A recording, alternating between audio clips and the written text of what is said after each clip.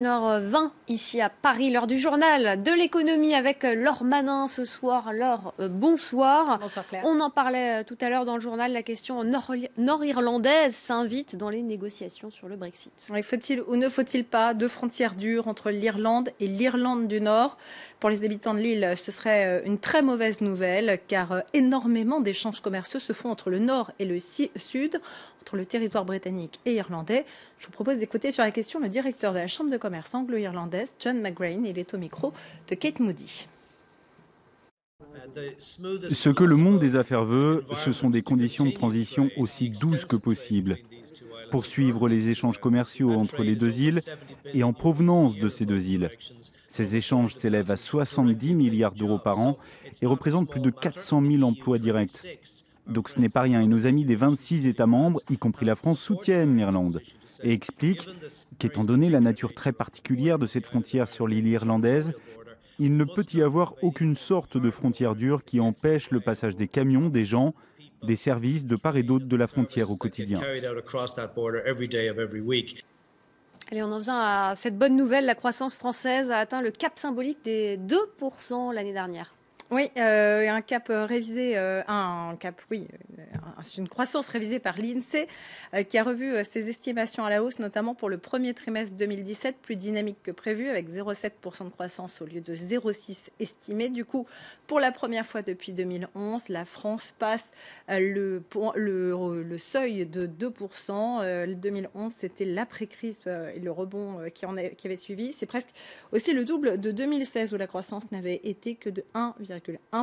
Ce regain de vigueur est dû à une accélération de l'investissement et à la demande intérieure finale qui a soutenu l'activité. Pourtant, la France reste à la traîne de la zone euro où la croissance atteint 2,5% pour 2017.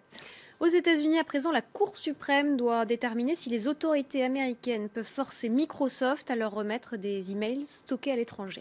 Oui, la dispute judiciaire date de 2013, 5 ans déjà que les Microsoft et les autorités américaines s'affrontent devant les tribunaux. En 2013, la justice émet un mandat de perquisition pour que Microsoft lui remette les contenus d'un compte email utilisé par un trafiquant de drogue présumé. Microsoft refuse, expliquant que les messages sont stockés sur un serveur situé en Irlande et que ça reviendrait donc à fouiller un domicile situé hors du territoire américain, ce qui sort évidemment de ses compétences. Le ministère américain de la Justice décide de porter l'affaire devant les tribunaux, estimant que des centaines, voire des milliers d'enquêtes pourraient être concernées par ce genre de problème. La décision de la Cour suprême, l'instance suprême des États-Unis, est attendue pour le mois de juin.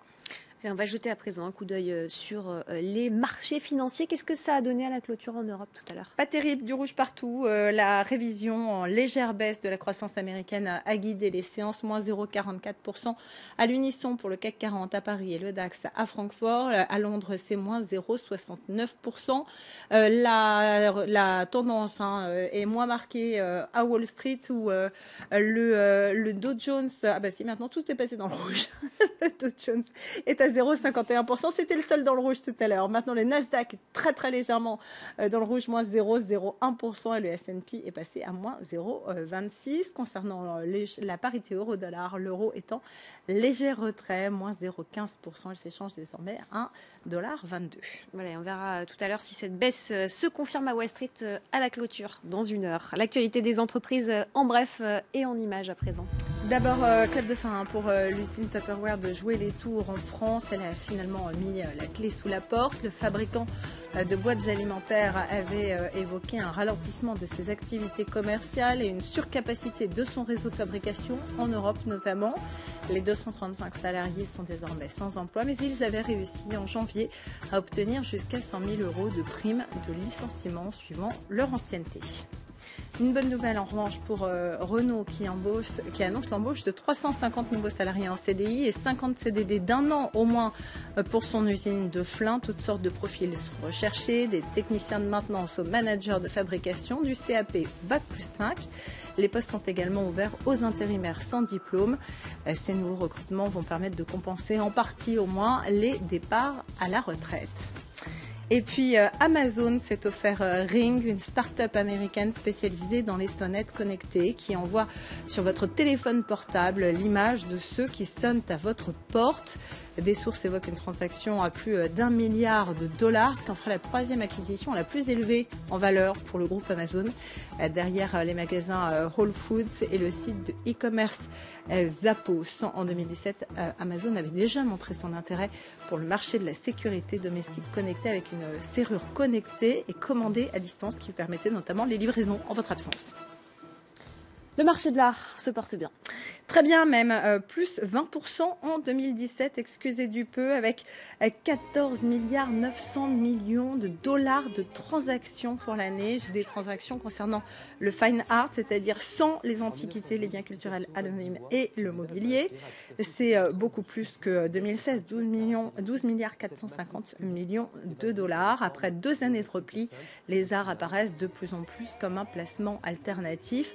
Puis il faut bien dire que quelques votes records ont porté le marché, notamment celle par Christie's de la peinture Salvator Mundi attribuée à Léonard de Vinci qui s'est vendue pour 450 millions de dollars, une vente qui à elle seule représente 9% du marché américain et 3% du marché mondial sur l'année 2017. Et puis enfin, le whisky. Johnny Walker rejoint le mouvement féministe avec une initiative toute personnelle. Oui, vous connaissez sans doute ce whisky. On y voit un homme marcher en redingote avec un chapeau haute forme. Désormais, sa silhouette a été remplacée par une silhouette plus féminine, celle de Jane Walker, une nouvelle icône, explique la marque écossaise, pour célébrer les progrès des droits des femmes à l'occasion du mois de l'histoire des femmes et de la journée internationale de la femme qui auront lieu en mars. Beaucoup de consommatrices dénoncent un coup de marketing sous des dehors et d'un vernis féministe destiné simplement à gagner de l'argent un peu plus. Quoi qu'il en soit,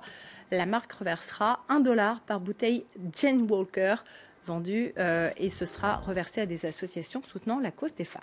À consommer avec modération, toujours. Bien sûr. Merci beaucoup, Laure Manin. On vous retrouve dans 1 heure pour un point sur les marchés.